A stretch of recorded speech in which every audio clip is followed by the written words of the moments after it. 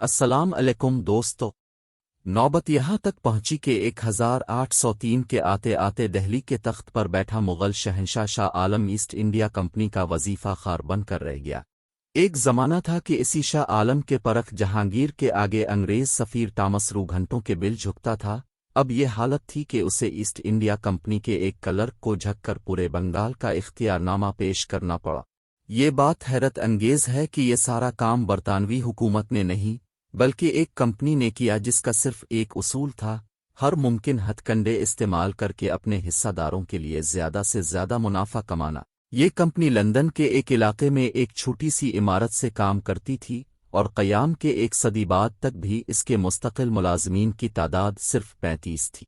لیکن اس کے باوجود دنیا کی تاریخ میں کوئی کمپنی ایسی نہیں گزری جس کے پاس اس قدر طاقت ہو۔ اگر آپ کو شکایت ہے کہ آج کی ملٹی نیشنل کمپنیاں بہت طاقتور ہو گئی ہیں اور وہ ملکوں کی پالیسیوں پر اثر انداز ہو رہی ہیں، تو اب ذرا تصور کیجئے کہ گوگل، فیس بک، ایپل، مائیکروسافٹ اور سامسنگ مل کر ایک کمپنی بن جائیں جس کے پاس اپنی جدید ترین ہتھیاروں سے لیس فوج ہو، اور جو ملک ان کی مصنوعات خریدنے سے انکار کرے یہ کمپنی اس پر چڑھ دوڑے۔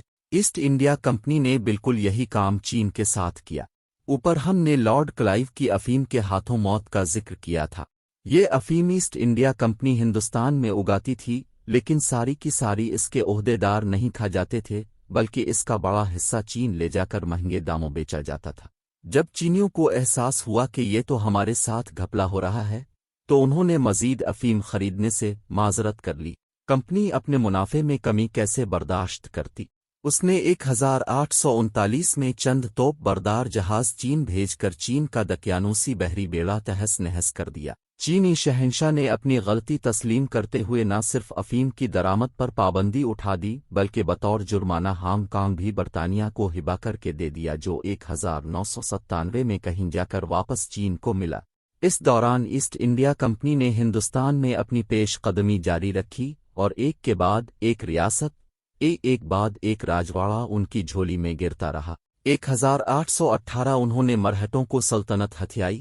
اس کے بعد اگلے چند اشروں میں سکھوں کو شکست دے کر تمام مغربی ہندوستان یعنی آج کے پاکستان پر بھی قابض ہو گئے۔ ابدر خیبر سے لے کر برما اور ہمالیہ کی برفانی چوٹیوں سے لے کر راس کماری تک ان کا راج تھا۔ اب اونٹ نے خیمے میں گھس کو بدو کو مکمل طور پر بے دخل کر دیا تھا۔ معاملات یوں ہی چلتے رہے، لیکن پھر بدقسمتی نے گھیرے ڈال دیے۔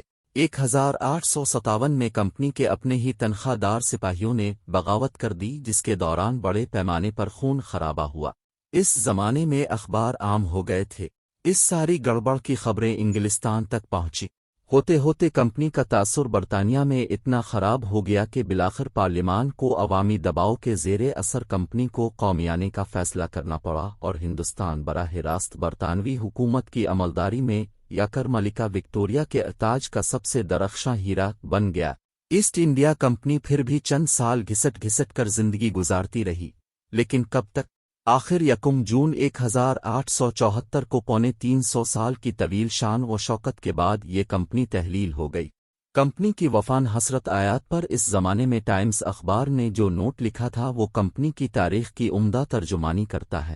اس کمپنی نے جو کارہائے نمایاں سر انجام دیے وہ بنی نوع انسان کی تاریخ میں کسی اور تجارتی کمپنی کے حصے میں نہیں آ سکے۔ ٹائمز کا قصیدہ اپنی جگہ، لیکن لگتا یہی ہے کہ شاید انگریزوں کو اپنی اس کمپنی کے کارہائے نمایاں پر کچھ زیادہ فخر نہیں ہے، کیونکہ آج لندن میں لیڈن ہال سٹریٹ پر جس جگہ کمپنی کا ہیڈ کوارٹر تھا وہاں ایک بینک کی چمچماتی عمارت کھڑی ہے، اور کہیں کوئی یادگار، کوئی مجسمہ، تاکہ کوئی تختی تک نصب نہیں ہے۔ نہ کوئی جنازہ اٹھا، نہ کہیں مزار بنا۔ کمپنی کی کوئی جسمانی یادگار ہو نہ ہو، اس نے جو کام کیے ان کے اثرات آج تک محسوس کیے جا سکتے ہیں۔ شاید یہ بات بہت سے لوگوں کے لیے حیرت کا باعث ہو کہ اس کمپنی کے غلبے سے پہلے اورنگزیب عالمگیر کے دور میں ہندوستان دنیا کا امیر ترین ملک تھا اور دنیا کی کل GDP کا 1/4 حصہ پیدا کرتا تھا، جبکہ اسی دوران انگلستان کا حصہ صرف 2% تھا۔ ہندوستان کی زمین زرخیز اور ہر طرح کے وسائل سے مالا مال تھی، اور لوگ محنتی اور ہنرمند تھے۔ یہاں پیدا ہونے والے سوتی کپڑے اور ململ کی مانگ دنیا بھر میں تھی، جبکہ جہاز رانی اور سٹیل کی صنعت میں بھی ہندوستان کا کوئی ثانی نہیں تھا۔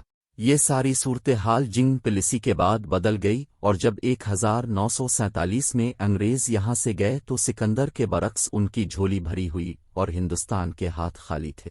اس میں کوئی شک نہیں کہ سلطنت برطانیہ کے خلاف ہماری شکایات کی ٹھوس بنیاد موجود ہے۔